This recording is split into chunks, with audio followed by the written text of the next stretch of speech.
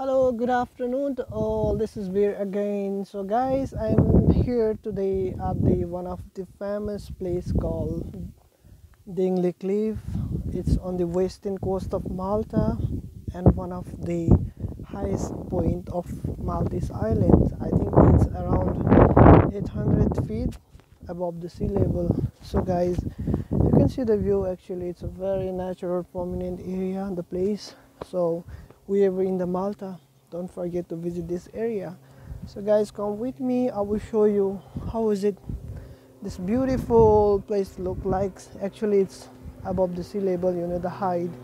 I feel so scared also. If I fall down, who knows, I will die also. Okay guys, before we start our video, I want to request to all you guys, my friend, whoever, my sister, brother, whoever watching, don't forget to subscribe my channel. Okay, so in future I will bring more beautiful video like this.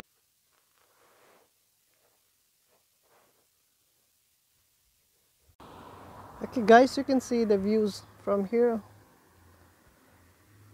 very clear. So let's go this side. Okay,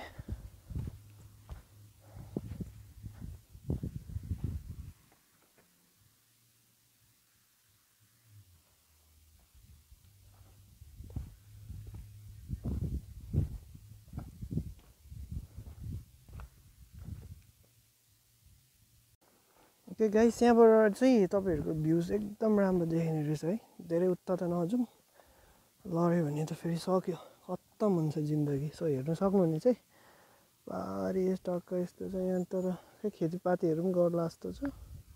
हल्का zoom गरिदिन्छु। Okay, यता जान्छ मलाई त, झऱ्यो भने सक्यो।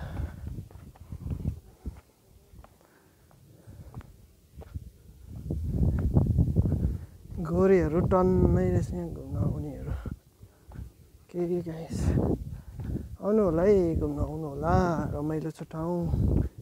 धेरै उता चाहिँ जाँदिनँ, डर लाग्यो मलाई फर्स्टै।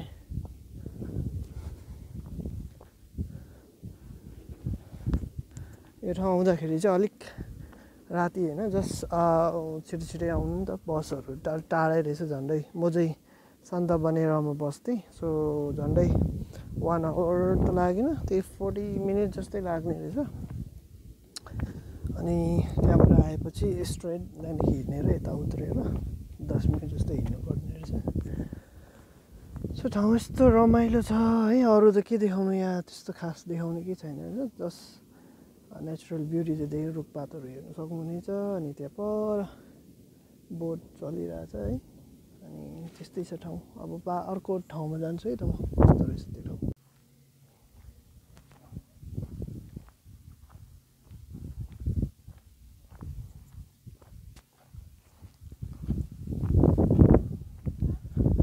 यो ठाउँ आउँदाखेरि त मलाई त कस्तो के नेपालै हो जस्तो लागिरहेछ। यहाँको मौसमहरू हेर्दा खेतीपाती पनि गर्दो रहेछ, कस्तो चाहिँ एउटै लाग्यो क्या।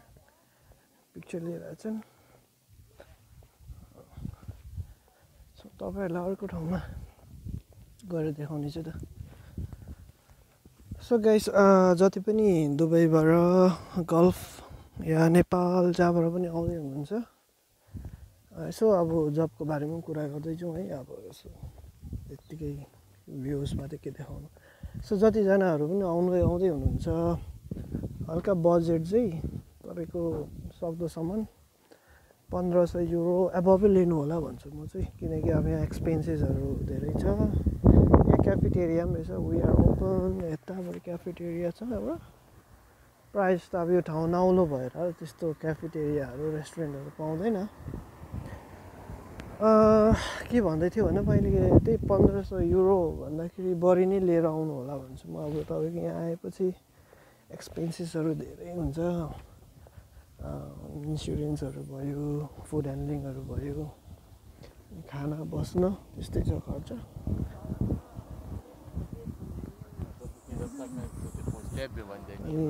जस्तो तपाईँले एक्सेस पैसा लिनुभयो भने सजिलो हुन्छ तपाईँलाई होइन। मैले पनि त्यही जस्ट त्यस्तै बिलो त्यस्तै लिएको थिएँ। अलि पुगेन पैसाले, सो त्यो भएर यताउता म्यानेजै गर्नुपर्छ। फ्यामिलीलाई यताउता मागेर हुन्छ के गरेर हुन्छ। सो माल्टा आउनु होला चाँडै नै। अनि जतिजना पनि एप्लाई गर्दै हुनुहुन्छ 2026मा फेरि पनि एउटा नयाँ उनीहरूले सायद पोलिसी निकालेको छ, pre departure something €250। Skill pass त पहिला अब 2025मै चालु भएको थियो है, मैले एप्लाई गर्दा पनि थियो। सो फेरि पनि एक्सपेन्सेसहरू धेरै छ। माल्टा आएपछि तपाईँले अब यहाँ सेटल नहुन्जेलसम्म कति कुराहरू बुझ्दैन यताउता है। जति सक्दो पैसा चाहिँ एक्सेस लिएर आउनु होला। अनि तपाईँको मेन कुरा भन्दाखेरि खानु बस्नु रुमहरू भयो, जता भयो तपाईँले पैसाहरू अब फारो गरेर चलाएन है, केयरफुल भएन भने जति पैसाले पनि पुग्दैन। सो आएपछि पैसाले पुऱ्याउने खाले गर्नु होला। सो त्यति भन्दै म यस्तो यहाँ जान्छु है, त्यो टक्क यहाँ हेर्नु नि ढुङ्गाहरू यस्तो छ क्या, यस्तो खाले ढुङ्गा आयो कटक कटक गर्ने खाले। ओके मलाई चाहिँ म चाहिँ एक्लै भयो भने बाहिर घुम्नु चाहिँ मजा लाग्छ मलाई, त्यही भएर एक्लै बाहिर निक्लेर कुदिहाल्छु। हेर्नु त यहाँ ढुङ्गै झर्ला जस्तो छ।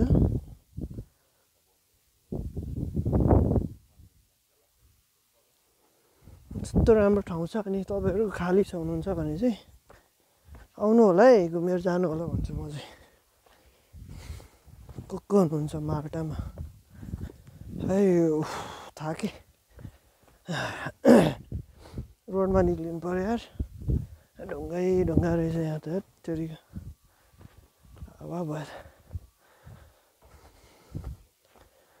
गाइस भिडियोलाई लाइक पनि गरिदिनु होला, कमेन्ट गर्नु होला, अनि सक्दो चाहिँ सब्सक्राइब गरिदिनु होला है, सेयर पनि गरिदिनुहोस्।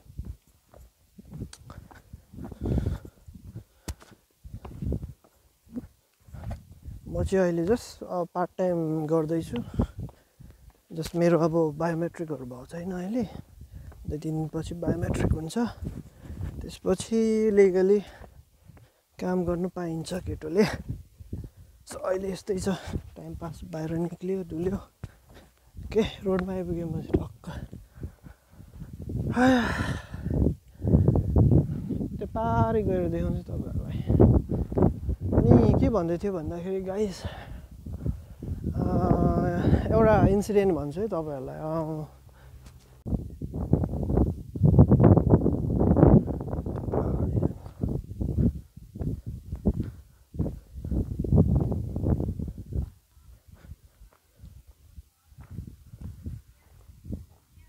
सो गाइस तपाईँहरूलाई म यहाँको सिङ्गल पर्मिट एप्लाई गर्नुको लागि के डकुमेन्ट्सहरू चाहिने रहेछ त्यो कुराहरू म छोटकारीमा टकटक राखिदिन्छु होइन। जस्ट मैले अब त्यो कुरामा एक्सपिरियन्स गरेँ, त्यो कुरा सेयर गर्ने त हो तपाईँहरूलाई होइन। सो अब भ्युजहरू देखिहालेँ, त्यहाँ डाँडासम्म पारिसम्म।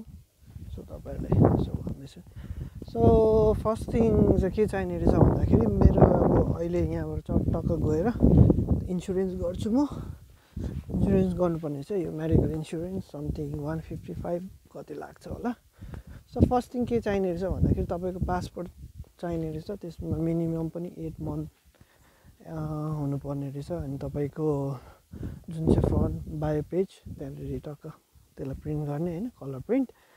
अनि थर्ड के रह्यो भन्दाखेरि तपाईँको जब माल्टाको भिजा लागेको हुन्छ स्ट्याम्प, तपाईँको जब माल्टामा एराइभ हुनुहुन्छ तपाईँ त्यो स्ट्याम्प गरेको टक्कै 2टा पेज माथि स्ट्याम्प हाल्नुहुन्छ, तल माल्टा भिजा हुन्छ, अनि त्यो भइहाल्यो। सो चौथा के चाहिन्छ भने तपाईँको health screening. Okay health screening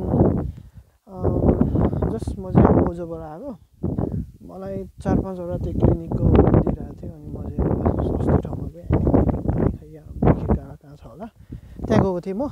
something €260 लाग्यो।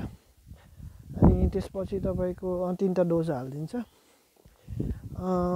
5 पोइन्ट्समा के 5 डकुमेन्ट्स चौथा भइहाल्यो। 5 नम्बरमा के चाहिन्छ भने तपाईँको हेल्थ इन्सुरेन्स, त्यो म आजको गर्न चाहिँ गइरहेको छु। सो समथिङ 155 लाग्छ होला त्यसमा। अनि अरू चाहिने भन्ने मिनिङ पऱ्यो तपाईँको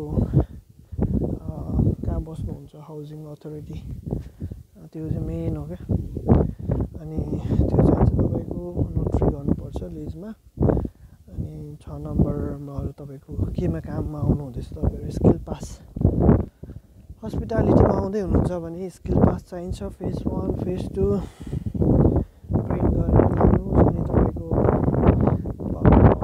बायोमेट्रिक एपोइन्टमेन्ट कहिले छ जस्तै मेरो 12 तारिक डिसेम्बर छ भने म प्रिन्ट गरेर जति सक्दो लाँदा भयो अब इनकेस तपाईँसँग टाइम छैन ढिला भइहाल्यो भने ओके ठिक छ त्यो सेक्युरिटीले चेक गर्छ तपाईँको बायोमेट्रिकको एपोइन्टमेन्ट मोबाइलमा देखाउन सक्नुहुनेछ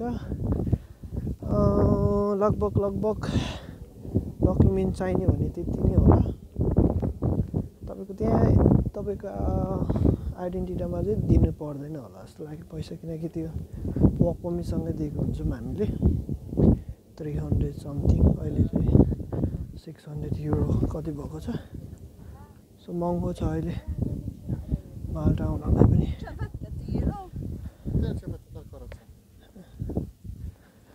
सो गाइस त्यति नै हो चाहिने डकुमेन्ट्सहरू यसो नबुझेको कुराहरू सोध्नु सक्नुहुनेछ तपाईँलाई म बुझाइदिन्छु के कसो यताउता त्यही हो मैले पनि पार्ट टाइम गर्नु खोजिरहेको थिएँ तर यस्तो बुझ्दाखेरि नगरेकै राम्रो किनकि इनकेस गभर्मेन्टबाट इनकेस चेकिङ भइहाल्यो भने तपाईँहरूलाई पनि गाह्रो हुन सक्नुहुन्छ गाह्रो त के उनीहरूले डिपोर्टै गरिदेला सो त्यही भएर यता खर्च गरेर आउनुहुन्छ माल्टा अनि अलिकति पैसाको लागि लोभले गर्दाखेरि भरै तपाईँलाई डिपोर्ट गर्यो भने त्यत्रो पैसा नोक्सान हुन्छ सो गाइस त्यही हो बेटर बायोमेट्रिक गर्नुहोस् त्यसपछि तपाईँलाई म देखाउनेछु बायोमेट्रिक कस्तो पेपर कस्तो हुँदो रहेछ के प्रोसेस रहेछ भनेर त्यो कुरा पनि तपाईँहरूले चाँडै नै सेयर गर्छु म त्यस्तै हो सो गाइस म यता जान्छु है अलि उता गएर तपाईँलाई